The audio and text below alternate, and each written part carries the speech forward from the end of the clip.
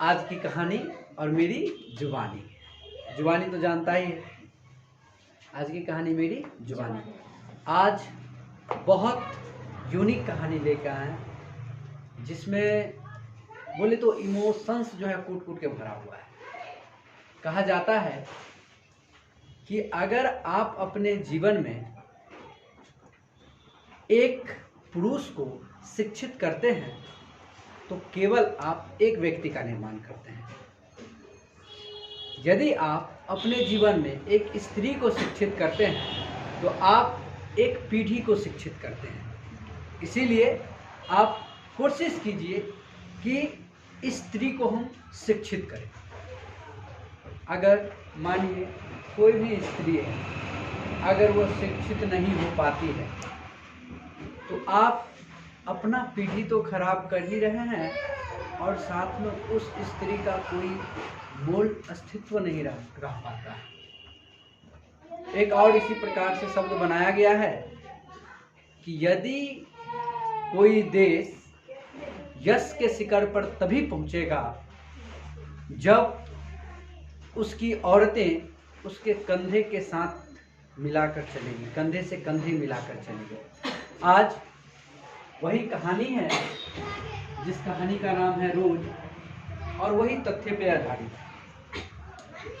रोज कहानी का लेखक है सचिदानंद वात्स्यायन अज्ञ। इनका नाम है रोज कहानी का। समझ में आ रहा है? चलिए, इस कहानी का सबसे पहले हम मुख्य नायक की बात करेंगे और इस कहानी को इतना अच्छा से एक्सप्लेन हम करेंगे, आज तक आप ऐसा एक्सप्लेनेशन कहीं पढ़े नहीं होंगे। ध्यान से पढ़िएगा, बस अपने नज़र को स्क्रीन पे बना के रखें। चलिए, सबसे पहले इस कहानी का जो मुख्य नायक है चार है। एक लेखक, दूसरा मालती, तीसरा महेश्वर और चौथा टीटी। इस कहानी के मुख्य पात्र को आप लोग जरा समझ लें कि कौन कौन सा है। इस कहानी में लेखक जो है वह मालती के बचपन का मित्र है, जैसे पड़ोस वाला भाई होता है उसी प्रकार से है। बाबू ध्यान दो इधर। और मालती जो है वह लेखक के गांव में रहने वाली एक लड़की है। महेश्वर मालती का पति है और टीटी महेश्वर का बेटा है। इस कहानी में चार मुख्य पात्र है और चारों को लेके यह कहानी को बनाई गई है। बहुत मार्मिक कहानी है। इस लेखक के परिचय में और कुछ महत्वपूर्ण बात है, उसको जरा आप लोग ध्यान दें। अज्ञ जी जो लेखक है उनका जन्म 7 मार्च 1911 ईस्वी को हुआ था और इनका निधन जो है वह 4 अप्रैल 1987 ईस्वी को हुआ। और इनका जो जन्म स्थान था वो था कसैया कुशीनगर। कहा था? कसैया कुशीनगर था। और इनका जो निवास, एक जन्म स्थान होता है जहां वह जन्म लेते हैं और एक वैसा स्थान होता है जहां वो निवास करते हैं। जहां वो रहते हैं उसे निवास स्थान कहते हैं और जहां वो रहता है उसे जहां रहता है निवास स्थान, और जहां जन्म लिया वो क्या हो जाता है? जन्म स्थान हो जाता है। तो इनका जो जन्म स्थान था वो था कसैया कुशीनगर और निवास स्थान था करतारपुर पंजाब। निवास स्थान कहाँ था? करतारपुर पंजाब था। ध्यान दीजिए। प्रमुख काव्य इनका कौन कौन सा है? इनका प्रमुख काव्य जो है वो यहाँ लिख दिया गया है, जरा ध्यान दीजिए।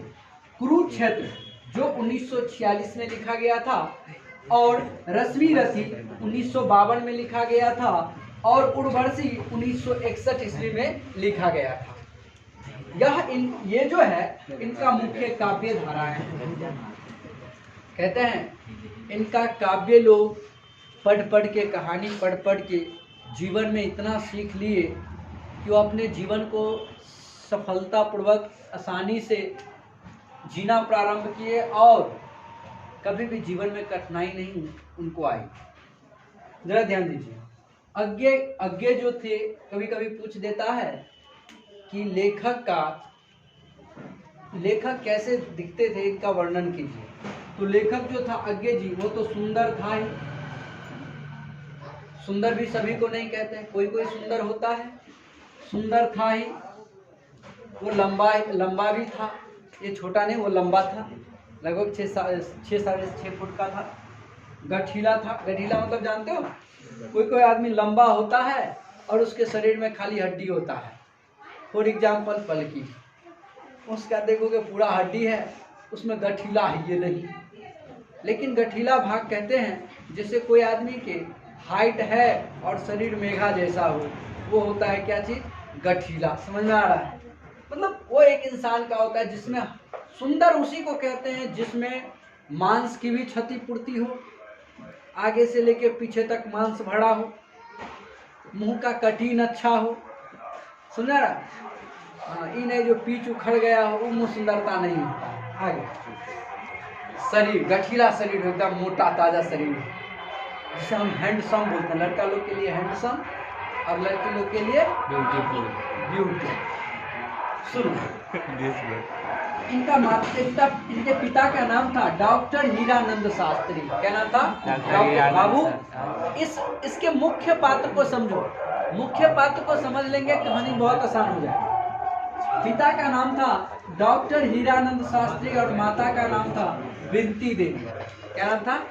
विनती देवी। अज्ञे जी विनती करते हैं तो उससे हीरानंद निकलते हैं। कौन निकलते हैं? हीरानंद। अरे चोट्टा, हीरानंद विनती करते हैं तो उससे अज्ञे निकलते हैं, नहीं निकलते। यानी कि हीरानंद किसके सामने में विनती किए? अपना पति के सामने विनती देवी के साथ विनती किए, निकल के आया कौन? अज्ञे जी आ गए। अब चलिए कहानी का स्टार्ट होता है। कहानी तो उल्टा पुल्टा बता दिया जाता है, परंतु मैं कहानी को वहां से शुरुआत करता हूं जहां से आप लोगों को समझ में आ जाए सारांश। मैं मालती का चरित्र चित्रण का वर्णन करते हुए फिर मैं आगे की ओर बढ़ूंगा। इस कहानी में लेखक और मालती बचपन में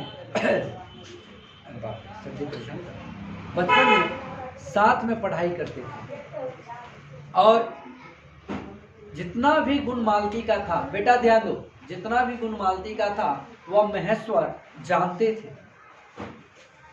एक साथ पढ़ते थे, एक साथ स्कूल जाते थे, आस पड़ोस में वह उनके आस पड़ोस की बहन लगती ऐसा, और आज तक वह सखी बहनपा के रूप में रहा, जैसे एक दोस्त के रूप में होता है ना, उस प्रकार से व्यवहार बना के यह कौन, अज्ञे जी और मालती रहे।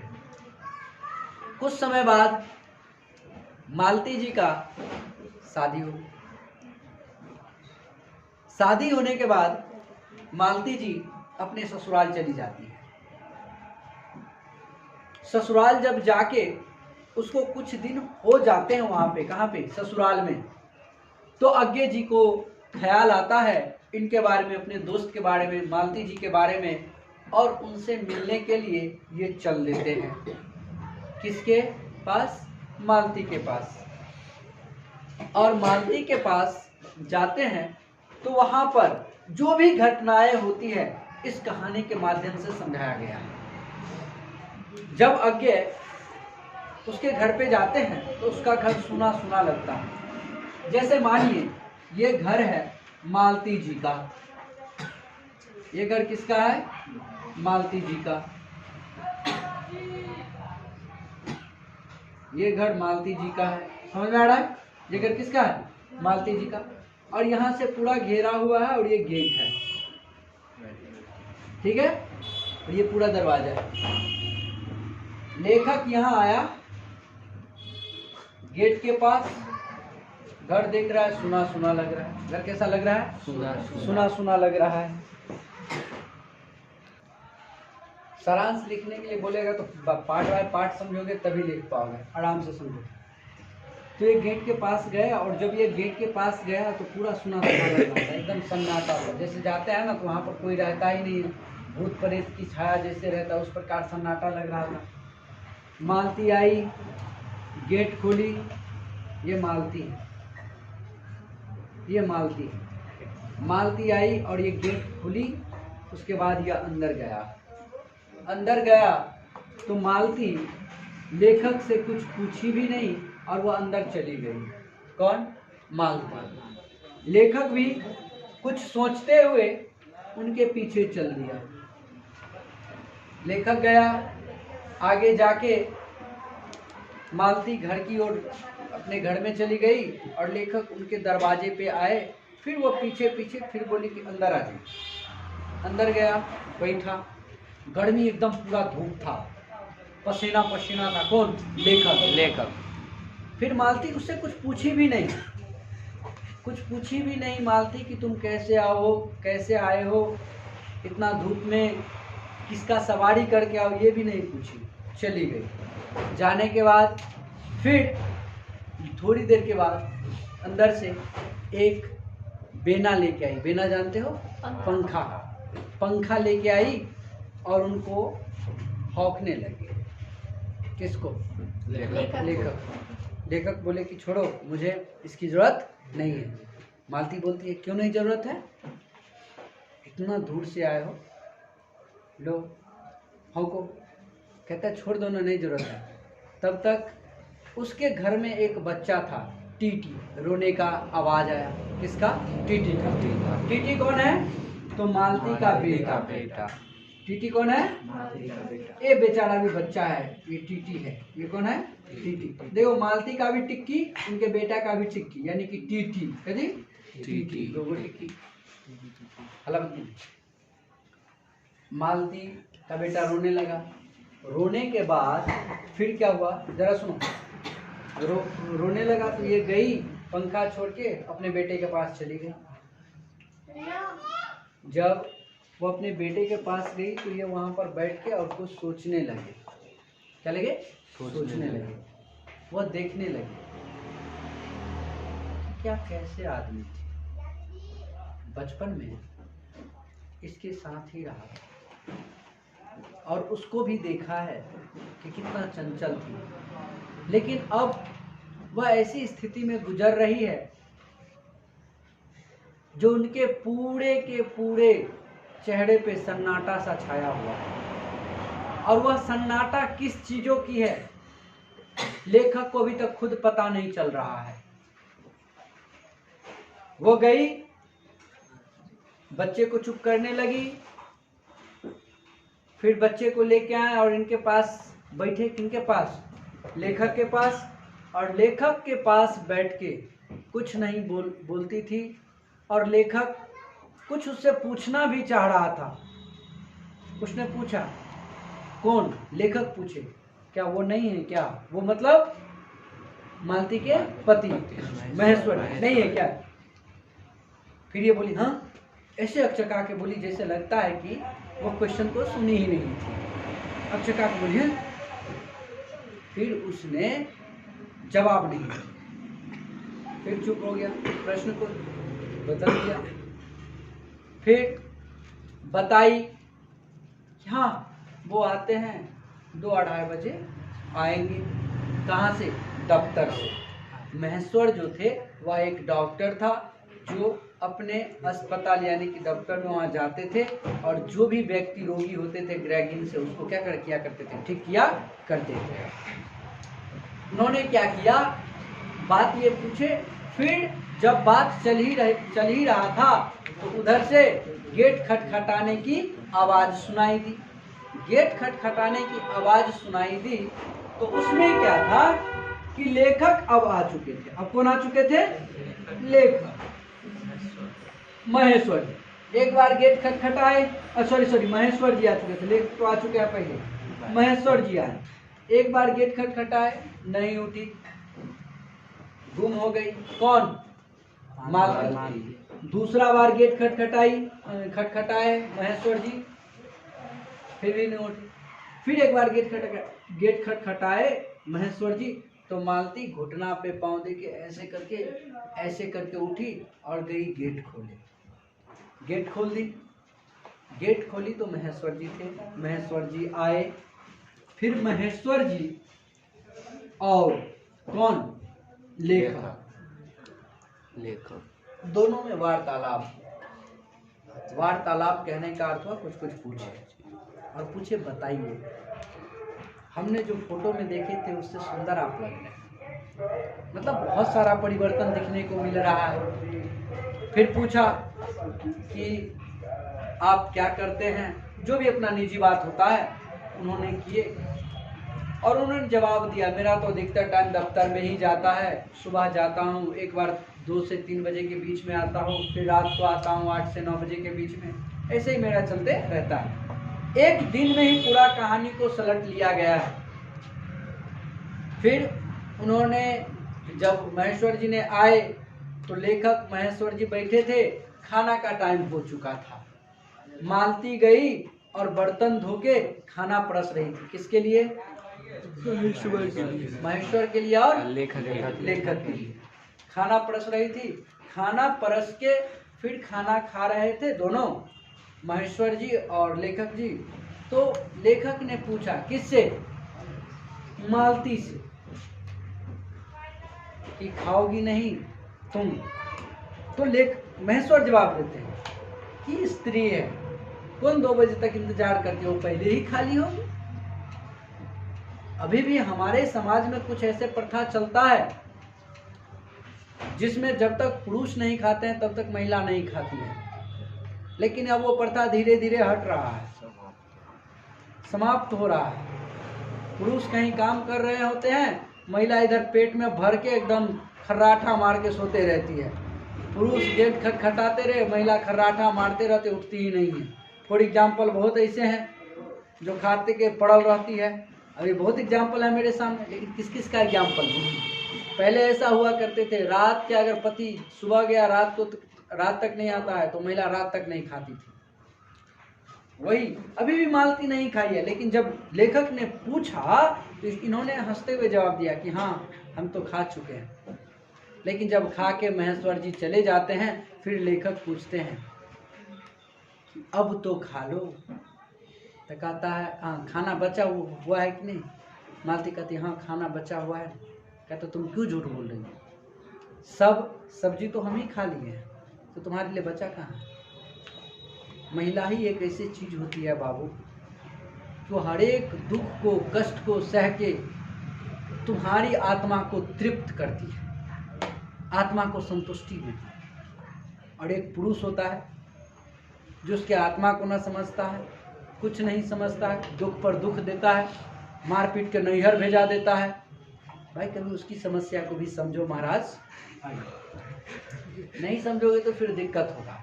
समझना बहुत जरूरी है। लेखक चले जाते, फिर लेखक पूछते हैं, कुछ देर आराम करते हैं। आराम करने के बाद एक दृश्य खत्म होता है और शाम चलता है। शाम बज जाता है 3:30। कितना बज जाता है? 3:30। वो उठती है, कौन? मालती उठती है और बर्तन लेके, क्या चीज लेके? बर्तन लेके धोने के लिए जाती है। बर्तन धोने के लिए जाती है कि नल पर बर्तन रखती है, नल चलाती है तो बर्तन ये क्या हो जाता है? पानी आता ही नहीं, पानी मतलब नल में रहता ही नहीं। फिर लेखक पूछते हैं क्या हुआ? तो कहते हैं अरे नल में पानी नहीं आ रहा है। अभी नहीं आ रहा है? कहे नहीं ऐसा ही होता है, वक्त पर कभी पानी आता ही नहीं है। लेखक को लगा चलो जिंदगी में अभी तो इसको छूट मिलेगी थोड़ा देर, मतलब कुछ तो आराम करेगी। लेकिन आराम क्या करेगी? उधर से मतलब जब भी कल पे थी कि तभी इधर टीटी रो दिया, चिचियाने लगा। आजकल के बच्चा तो जानवे के रैं करते रहता है, चिचियाने लगा। फिर मालती सब कुछ छोड़ के उछौड़ा को उठा लिया। हाँ बोलती है चिढ़ापन हो गया है, हमेशा रोता ही रहता है। उठा लिया। फिर लेखकों को बोला बुआ, लेकिन टीटी ओकरा मुँहे दिस देखता था कोड है, उसको बताना चाहिए कि हमारे पिछला वाला है कि दोस्त जो हम लोग साथ में पढ़ते थे, तो लोग का दिमाग हमेशा 90 डिग्री पर आता है, गलत बात है, पढ़ाई पे ध्यान दो। तो पीछे वाला मतलब पीछे वाला आदमी था, वही को देख के इसे देख के भी रोने लगता था। फिर टीटी उसको दे दी, टीटी को दे देता था कि रखो तुम ही रखो, हम नहीं रखेंगे। शाम हुआ, डॉक्टर जी दफ्तर से आए। कहाँ से आए? दफ्तर से आए, फिर पूछा कि क्या आज क्या है, कहता है आज भी 3-4 लोगों को हाथ काटने पड़ा, टांग काटना पड़ा, ग्रैगिन से शिकार था। तो कर पत्नी कहती है हाँ एक काम में क्या होता है, ऐसा डॉक्टर किस काम का, खाली छोटा सा ग्रैगिन होता है तो हाथ काट देता है, पाँव काट देता है, ऐसे डॉक्टर क्या होता है। महेश्वर जी हंस पड़े, क्योंकि जब पत्नी मजाक करे तो उसे सीरियस में मत लिया करो, कभी कभी पत्नी को भी मजाकिया मूड होता है, समझा रहा, तो आप भी मजाक करो। डॉक्टर भी कुछ सीरियस नहीं लिए बातों को और बोले चलो, हंस दिए, चल दिए, वो होता है। लास्ट में जब आ रहे थे शाम को, कौन, नहीं रे महेश्वर जी, तो उधर से आम लेके आए थे। क्या लेके आए थे? आम लेके आए थे और रखे थे। जब बर्तन उर्तन मालती तब महेश्वर बोलते हैं ये लो, हाँ ये मतलब खाना उना, बर्तन माज के खाना उना बना ली। जब खाना का वक्त आया तो महेश्वर जी बोले कि जाओ वहाँ आम रखा हुआ है, तुम वो आम को भी धो लो। तो जाती है और आम अपने खोइछा में लेती है। खोइछा पूछते हो? The small pieces of sari front side is called क्या चीज? अचरा, खोइछा। तो वो खोइछा में लेती है आम को और कॉल पे जाती है नलका के पास। जब जाती है तो उसके एक पेपर मिलता है। क्या मिलता है? पेपर। उस पेपर को इतना गौर से देखती रहती है जो मत पूछो। लगता है जिंदगी में पहला बार उसको उस किताबें से दर्शन हुआ है, पेपर से दर्शन हुआ है। अब वो पेपर देख रही है तो लेखक उसे देख के बचपना याद आ गया लेखक को। एक समय था कि इनके पिता पढ़ने के लिए कहते थे तो ये भागती फिरती थी, परंतु आज वो तरस रही है किस चीजों के लिए? पढ़ने के लिए। और उनके पिता एक बार एक किताब खरीद के ला दिए थे। बोले थे कि इस किताब को तुम रोज डेली 10 पन्ना 20 पेज पढ़ा करो। वो क्या करती थी, रोज डेली ना 10 पेज 20 पेज को फाड़ देती थी। समझ में आ रहा है? फाड़ देती। एक दिन उनके पापा आए, बोले क्या किताब खत्म हो गया? कहता हाँ पापा खत्म हो गया। कहाँ है किताब? तो एकदम खा गए थे, चाट गए खा के, फाड़ दिए किताब को। कहता है सुनाओ कहाँ है? तो कहता कहाँ है किताब? पता नहीं, किताबें गायब। तो बोलती है क्या हुआ? मार बट पड़ा था उस समय में, लेकिन अब वही तरस रही है क्योंकि उसके घर में ना तो किताब है ना तो कुछ भी नहीं है। उसके घर में सिर्फ एक ही चीज़ है, सन्नाटा। दिन भर वो एक ही चीज़ काम करते, उठती है खाना बनाती, उठती है खाना बनाती, उठती है खाना बनाती है, सो जाती, उठती है खाना बनाती है, सो जाती है। दिन रात रोज का कहानी यही है, इसीलिए इस कहानी का क्या नाम दिया गया है? रोज कहानी नाम दिया गया। पहले इस कहानी का नाम था ग्रैगिन, लेकिन यह रोज के जो कार्यक्रम था इसे देखकर इसे किस में कन्वर्ट कर दिया गया था? रोज में कन्वर्ट कर दिया। जब आम धो के आए, सब खा के सो गए। सोने के बाद लेखक भी ऐसे ऊपर देख रहे थे चांद को, और वो भी उसको झपकी आ गया। महेश्वर को वो भी सो रहा था। झपकते झपकते टीटी गिर गया बिछौना पर से, गिर गया तो च्या च्या करने लगा। जब करने लगा तो उसे उठाया, बोला क्यों, क्या हुआ इसको?